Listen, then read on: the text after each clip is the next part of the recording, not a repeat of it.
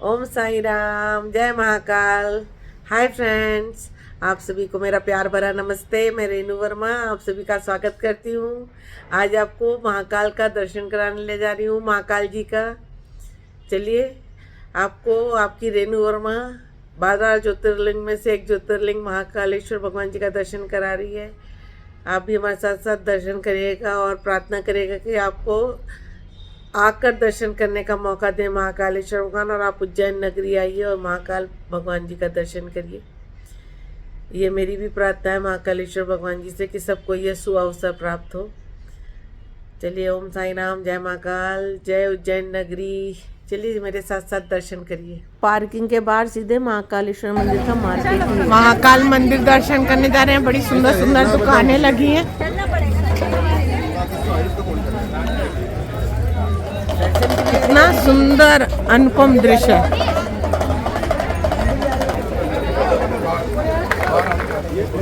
ये देखिए क्या बढ़िया बढ़िया चूड़ियां हैं, देखने लायक चूड़ियां।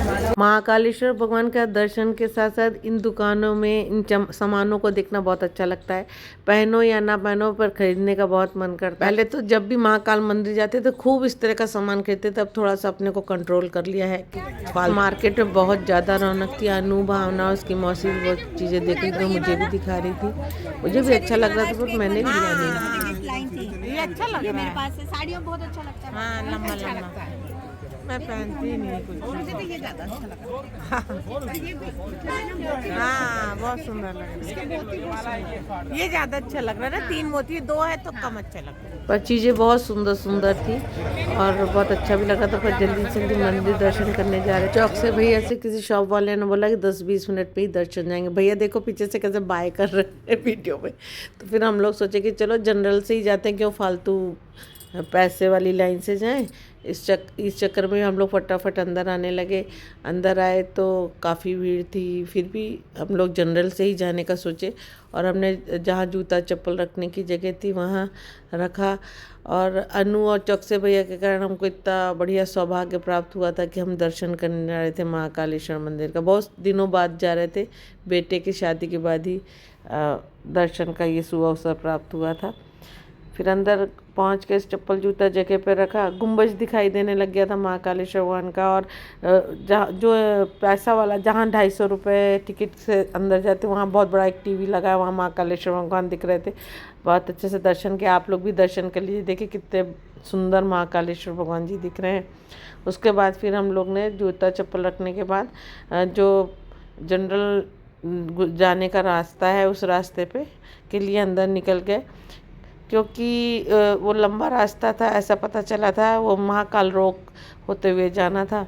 तो हम लोग सब लोग पहले जूता चप्पल रखे, फिर जो जनरल वाला रास्ता था उससे अंदर जाने के लिए निकले। और अनु की मौसी को थोड़ा पैर में तकलीफ़ होने से धीरे धीरे ही वो चल सकती थी, इसलिए आराम आराम से चल रहे थे। मैंने तो पहले कभी महाकाल लोक देखा नहीं, अभी भी अच्छे से नहीं देख पाए, क्योंकि सोचे थे दर्शन करने के बाद महाकाल लोक देखेंगे, तो इसलिए शुरू में तो देखा नहीं। और हम लोग जनरल रास्ता के लिए निकल गए। और जनरल वाला जो रास्ता था जिसमें टिकट नहीं लगनी थी, वो लंबा रास्ता था, धीरे धीरे करके वहाँ तक पहुँचना था। भीड़ देखिए कितनी भीड़, पता नहीं कहाँ कहाँ से लोग महाकालेश्वर भगवान जी का दर्शन करने आते हैं। आप लोग भी ज़रूर आइए, जो भी मेरे सब्सक्राइबर हैं, जो भी मेरा वीडियो देख रहे हैं और जिन्होंने अभी तक दर्शन नहीं किया है, जरूर आए। बहुत सुंदर है महाकालेश्वर मंदिर, तो है ही है 12 ज्योतिर्लिंग में एक, बहुत उसकी अलग महत्ता है। देखिए कितना सुंदर बाहर मंदिर बना हुआ है। बहुत सुंदर सुंदर छोटे छोटे मंदिर बने हैं। भारत माता मंदिर है, महाकाल लोक ही बहुत सुंदर बना हुआ है। आप लोग जरूर जरूर से महाकाल लोक देखने आइए। शाम के समय तो बहुत ही सुंदर दिखता है, और मौसम तो ठंड का हो तो ज़्यादा अच्छा रहता है। हम लोग जनरल वाली लाइन, जो जनरल एंट्री की लाइन थी, वहाँ पहुँच गए थे। और अनु की मौसी भी हमारा वेट कर रही थी। बहुत अच्छा लगा जब पहुँचे, तो हमने बहुत लंबे बड़े बड़े नारे लगाए। जय महाकालेश्वर भगवान जी की जय, अम्बे गौरी मैया की जी की जय, गणपति जी की जय महाकाल कह के हम अंदर घुसने लगे। जब हम अंदर घुसे तो देखा इतनी भीड़, नारे जो लगाए तो ठंडे पड़ गए। फिर हम वहाँ से वापस आए, जहाँ टिकट मिलती थी वाली जगह, सर का जो महाकाल लोक है वो तो बहुत ही सुंदर था। डूबता हुआ सूरज देखिए कितना सुंदर लग रहा है। परिसर में एक अलग सी रौनक थी, एक अलग ऑरा ही अलग ही था। महाकाल विराजे वहाँ की तो बात ही अलग है। स्वयं भू महाकालेश्वर सृष्टिकर्ता ही वहाँ विराजे हुए थे। फिर हम लोग वहाँ से वापस निकल के और जहाँ टिकट मिलती है उस रास्ते आए। पैसे वाली लाइन में लगेंगे और वहाँ से दर्शन करेंगे क्योंकि बहुत भीड़ है बहुत। के फटाफट सबकी टिकट ली और अवंतिका द्वार से अंदर महाकालेश्वर भगवान का दर्शन करने के लिए घुसे। अंदर जाके पता चला सब लाइनें कॉमन हो जाती हैं, पर फिर भी थोड़ा जल्दी दर्शन हुआ। फ्रंट वाली लाइन मिली हम लोग को खड़े होने के लिए, तो अब अभिषेक देखने को थोड़ा सा मिल गया। पर वहाँ जो लोग खड़े थे, पुलिस वाले और जो भी थे के वहाँ पर केयर टेकर टाइप के लोग, वो लोग हम लोग को फटाफट फटाफट भगा रहे थे। हमने कहा नहीं भाई, हम बहुत मेहनत से घुसे हैं, हम थोड़ी देर तो दर्शन करेंगे खड़े होके। तो बोले एक साइड इस साइड खड़े हो जाए, तो दूसरी साइड एक जगह उन्होंने ले जाके हमको खड़ा कर दिया। वहाँ से अच्छे से दर्शन करे, थोड़ी देर रुके रहे और अभिषेक वगैरह देखते रहे। और अनु की मौसी भी थक गई थी तो वो भी बैठ गई थी, पर ज़्यादा देर तो बैठने को नहीं मिला। पर तब भी थोड़ी देर तक बैठ के हम लोग ने देखा। और एक ऐसा कोना था जहाँ से कोई भीड़ को डिस्टरबेंस नहीं हो रहा था, तो हम वहाँ बैठ के देखे। और मैंने चुपचाप छोटी सी वीडियो बना ली, क्योंकि वैसे तो वहाँ मोबाइल अलाउ नहीं था, सबके जमा हो रहे थे। मैं 2 ले गई थी, एक चुपचाप रख रखी थी, तो उसे छोटा सा वीडियो बना लिया अभिषेक का। बाकी उनकी सजावट का नहीं बना पाए थे, तो वो मैंने अलग से उसमें ऐड कर दिया।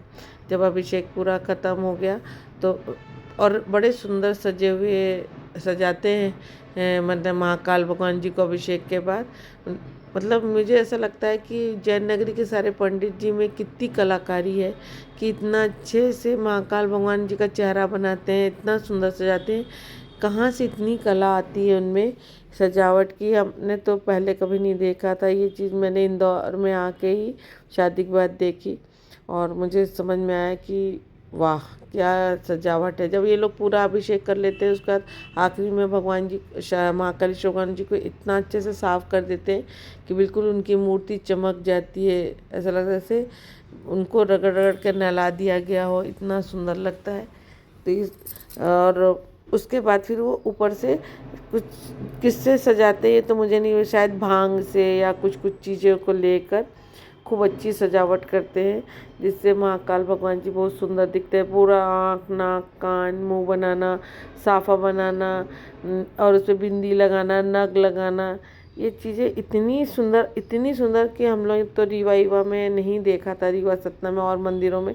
जब हम शादियों के इंदौर आए तभी मैंने पहली बार महाकाल मंदिर में देखा था। ओंकारेश्वर कहते, तो वहाँ तो बहुत छोटे से शंकर भगवान जी हैं, तो वहाँ तो इतना हमको देखने को नहीं मिला था। पर महाकाल मंदिर पहले जाना बहुत इजी था, बहुत जाते थे, बार बार दर्शन कराते थे। अब थोड़ा कठिन हो, एक तो इतना लंबा चलना भी पड़ता है और दूसरा इतनी भीड़ है कि बहुत देर टाइम लग जाता है। पर बाद में सच के बड़े सुंदर दिख रहे थे महाकाल भगवान। देखिए आपको भी दिखाई दे रहे होंगे कितने सुंदर दिखाई दे रहे थे। गर्भगृह से ऊपर बाहर महाकालेश्वर मंदिर के प्रांगण में आए। शाम हो चली थी, गुम्बज बहुत सुंदर दिख रहा था। गुम्बज के दर्शन कर लीजिए। कहते हैं कहीं भी मंदिर में दर्शन करने जाइए तो गुम्बज का दर्शन जरूर करना चाहिए, इसलिए आप लोग भी कर लीजिए। फिर हम बाहर निकले तो काफ़ी रात सा हो गया था, पर अंदर से अच्छे से महाकालेश्वर भगवान जी के दर्शन नहीं हो पाए थे। टीवी में तो इतने अच्छे दिख रहे थे, तो फिर बाहर बैठ के खूब अच्छी प्रार्थना करी, खूब दर्शन किए, खूब जाप किए। और सबसे बड़ा तो गुस्सा मुझे पंडित जी लोग पे आता है कि वो दर्शन नहीं करने देते। वो खुद को तो बड़ा सौभाग्य प्राप्त है, उन्होंने कुछ पुण्य किया होगा कि उनको पूरे टाइम महाकालेश्वर भगवान जी के दर्शन होते हैं, पर हम भक्तों को अच्छे से दर्शन नहीं मिलता। हमने तो महाकाल भगवान को बोला अगले जन्म में पंडित ही बनाना, जिससे अच्छे से दर्शन तो कर सके मंदिरों के। फिर दर्शन करे, बाहर काफ़ी भीड़ थी, काफ़ी मतलब ये लगा कि हम लोग ने बहुत समय पे दर्शन करके बाहर निकल आए, क्योंकि भीड़ बढ़ती ही जा रही थी। बाहर निकल के मैंने देखिए गुम्बज कितना सुंदर दिख रहा है, मतलब ऐसा लग रहा था बस निहारते रहो। और कुछ तो है जहाँ आप ऐसे मंदिरों में जाते थे, एक अलग आभा और एक अलग ओहरा रहता है कि जिसको देखते वहीं बैठे रहने का मन करता है और सुकून से एंजॉय करने का मन करता है। फिर हम लोग थोड़ी बहुत रील वील फ़ोटो वोटो बनाई, मैंने बाहर बैठ के, अनु लोग ने भी फ़ोटो वोटो खिंचाई। बाहर निकले, क्योंकि वहाँ का जो मेले में दुकानें थी, महाकाल मंदिर के बाहर के प्रांगण में जितनी दुकानें थी उनमें सब ये मिलते हैं, अच्छी चूड़ी, बिंदी और लॉकेट, की रिंग, ये सब चीज़ें तो अच्छी मिलती ही हैं। तो अनु लोग को कुछ कुछ लेना था बच्चों के लिए, तो हम लोग वहाँ रुके और अनु को हनुमान जी लेना था। फिर भावना ने अनु के लिए खूब अच्छे शंकर भगवान जी लिए। मैंने गदा ली जो कार में लगाने की होती है। मैंने खुद के लिए भी गदा खरीदी। कुछ लॉकेट वॉकेट की रिंग वगैरह इन लोग ने खरीदे। काफ़ी कुछ इनने छोटे मोटे सामान खरीदा। फिर मुझे लगा कि एक बार बहुत पहले मैंने पढ़ा था कहीं, वैसे मैंने बहुत सारी अंगूठियाँ पहन रखी हैं, मुझे बड़ा शौक़ है ये वो पहनने का, कहीं पढ़ लो तो ऐसे पढ़ा था कि तांबे की अंगूठी भी पहनना चाहिए। तो मैंने तांबे की अंगूठी ले ली और मैंने उससे पूछ लिया था किस उंगली में पहनना चाहिए शॉप वाले से, तो उसने बोला छोटी उंगली में। तो छोटी उंगली के नाप की तांबे की अंगूठी ले ली। शॉप में तो बहुत सारी सुंदर सुंदर चीज़ें, बहुत सारे शंकर भगवान जी थे, अच्छे अच्छे हनुमान जी की मूर्ति थी, सब थी। पर मुझे चीज़ें बहुत सुंदर लग रही थी, पर लिया इसलिए नहीं कि मैं बहुत अच्छे से रख नहीं सकती, इतनी जगह भी नहीं रहती घर में रखने की। और शादी के समय की शंकर भगवान जी हैं अभी तक मेरे पास, वो भी बहुत अच्छे हैं, उनकी खूब अच्छी पूजा करते हैं। तो कुछ लिया नहीं। अनु के बच्चे छोटे छोटे, उसने थोड़े बहुत सामान लिए, हम लोग ने भी ऐसी थोड़ा बहुत लेके और वहाँ से निकल के भूख कस के लग रही थी, तो पानी बताशे खाया, टिक्की चाट खाई और बर्गर वगैरह खाया। फिर इंदौर के लिए निकले और रास्ते में बहुत रौनक थी। जैसे आज कल इलाहाबाद में रौनक है कुंभ, और पहले कुंभ की तैयारी के लिए रही होगी, वही रौनक अभी यहाँ भी दिख रही है। क्योंकि 2028 में सिंहस्थ है उज्जैन में, तो सिंहस्थ की तैयारी तो कई सालों पहले से शुरू हो जाती है। नए नए ब्रिज, नए रास्ते सब बनने लगते हैं। देवास से उज्जैन आने का रास्ता भी नया बना है और नया ब्रिज बना है, और बहुत सारी चीज़ें बहुत सुंदरता वाली बन चुकी हैं। महाकाल लोक तो है ही सुंदर। रास्ते में बड़े बड़े होटल्स हो गए हैं, और पूरी रात इतनी, मैंने रात के 11 बज रहे थे, ये फील नहीं हो रहा था कि हम 11 बजे रात को इस रास्ते से निकल रहे हैं। पूरे रास्ते में बहुत सुंदरता थी, बहुत लाइटिंग थी, बहुत सुंदर सुंदर बड़े बड़े होटल बने हुए थे। इतनी खूबसूरती और इतने अच्छे दर्शन कराने का श्रेय सिर्फ अनु और चौकसे भाई साहब को जाता है कि उन्होंने हमें इतना अच्छा दर्शन कराया है। क्योंकि हम उज्जैन तो जाते हैं पर दर्शन करने नहीं जा पाते, इतनी भीड़ रहती कि जाने में घबराहट होती है। अनु ने जब बोला तो पहले तो मैंने मना कर दिया, फिर लगा नहीं चलो इतना अच्छा सौभाग्य प्राप्त हो रहा है, चलो होके आते हैं। और बहुत मज़ा आया, मतलब इतना एंजॉय किए कि क्या ही बताएं। सभी भी ऐसे ही आइए महाकालेश्वर दर्शन करने और ऐसे खूब एंजॉय करिए। कैसा लगा महाकाल नगरी घूमकर? बहुत अच्छा है ना, महाकाल परिसर ही बहुत अच्छा है। महाकाल भगवान तो है ही अच्छे, कालों के काल महाकाल। कैसा लगा आपको घूम के? हमने आपको अच्छा घुमाया ना, मज़ा आया ना? और आप भगवान महाकाल से प्रार्थना की कि हम करें, आप सब लोग, कि हम भी दर्शन करने आए, ऐसा सुअवसर प्राप्त हो। मुझे पता है इसमें मेरे जितने सब्सक्राइबर्स उसमें सब ने महाकालेश्वर भगवान का दर्शन तो नहीं किया होगा। अब महाकालेश्वर भगवान से प्रार्थना कीजिए कि आपको महाकाल दर्शन कराएं और आप वहाँ आएँ और दर्शन करें, और मुझे कमेंट करके बताएं कि मैंने कैसा आपको दर्शन कराया। थोड़ा सा ही दर्शन हो पाता है, बहुत जगह मोबाइल अलाउ नहीं रहता है, पर जितना हो पाया मैंने आपको कराया। आप भी आइए और दर्शन करिए, ये मेरी महाकालेश्वर भगवान से प्रार्थना है। साथ में मैं आपसे प्रार्थना करती हूँ कि आप मेरे वीडियो को देखिए और बताइए कैसा है।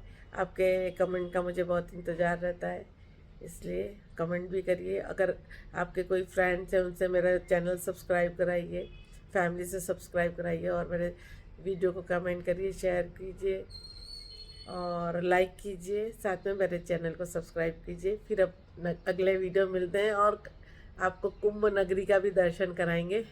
चलिए बाय बाय, जय महाकाल, फिर मिलते हैं।